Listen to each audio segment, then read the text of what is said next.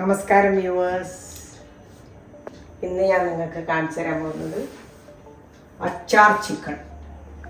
നിങ്ങൾ സ്വപ്നത്തിൽ പോലും വിചാരിച്ചിട്ടുണ്ടാവില്ല ഇങ്ങനെ ചിക്കൻ ഉണ്ടാക്കാൻ പറ്റും. അതിന് വേണ്ടുന്ന ഇൻഗ്രീഡിയൻസ് ഒരു 300 ഗ്രാം ചിക്കൻ, അതായത് ഒരു 15 പീസ് ഉണ്ടാവും ചെറിയ. 2 ടേബിൾ സ്പൂൺ അച്ചാർ പൊടി. അതിന് ഞാൻ ബ്രാഹ്മൺസിൻ്റെ അച്ചാർ പൊടിയാണ് എടുത്തിന്. ഉപ്പ് ഇതിൻ്റെ അകത്ത് തന്നെ ഉപ്പുണ്ട്, അതുകൊണ്ട് ഉപ്പ് വേറെ ചേർക്കണ്ട.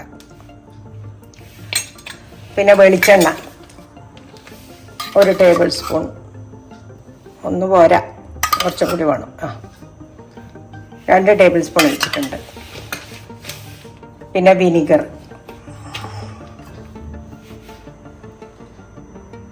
വിനിഗർ കുറച്ച് മതിയേ.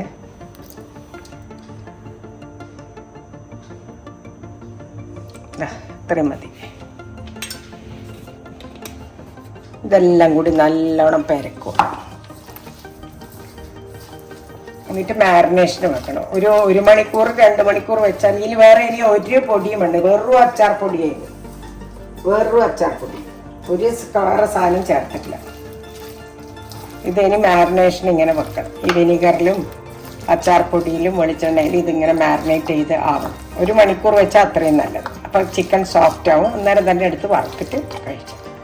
വറുക്കുന്നതെല്ലാം ഞാൻ കാണിച്ചു തരും. ഇപ്പം മാരിനേഷന് വെക്കുന്ന. പിന്നെ നമ്മൾ ആ ചിക്കൻ മാരിനേറ്റ് ചെയ്യാൻ വെച്ചത് ആയിട്ടുണ്ട് കേട്ടോ. മാരിനേഷനായി 1 മണിക്കൂർ വെച്ചിന്. ഇനി ഇത് ഞാനൊരു 1/2 ഗ്ലാസ് ഓയിൽ എടുത്തിട്ടുണ്ട്. എന്നാലും ഇത് ഫുൾ പൊരിച്ചെടുക്കാൻ പറ്റുള്ളൂ. ഇനി ഇതിലിട്ടിട്ട് വറുത്തോളൂ. നമ്മൾ എണ്ണ ചൂടായിക്കൊണ്ടിരിക്കുന്നത്. അപ്പം നമ്മൾ ഓരോ പീസായിട്ട് ഇങ്ങനെ ഇട്ട് കൊടുക്കുക.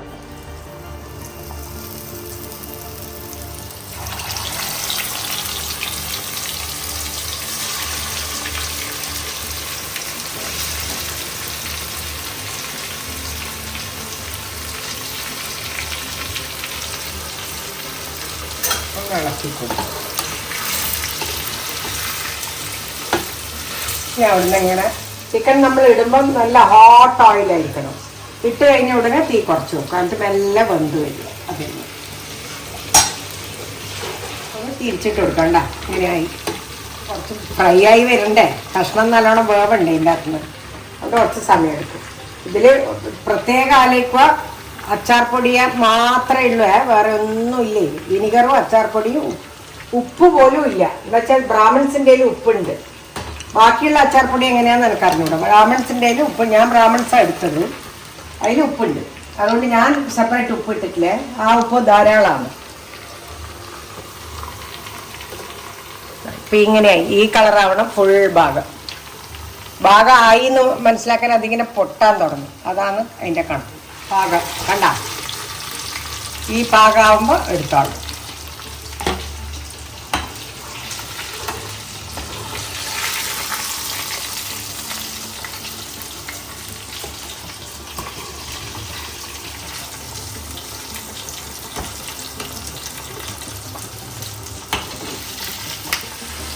ആ 300 ഗ്രാമിൻ്റെ ഫുൾ ചിക്കനാണ്. നമ്മൾ അച്ചാർ പൊടിയിട്ട് ചിക്കൻ റെഡിയായി. കണ്ടോ, അച്ചാർ പൊടി കൊണ്ട് ചിക്കനോ എന്ന് എല്ലാവരും വിചാരിക്കും. പക്ഷെ നമ്മളത് ചെയ്തു, അത് ഹിറ്റുമായി. എൻ്റെ മോക്കെല്ലാം ഭയങ്കര ഇഷ്ടമായി.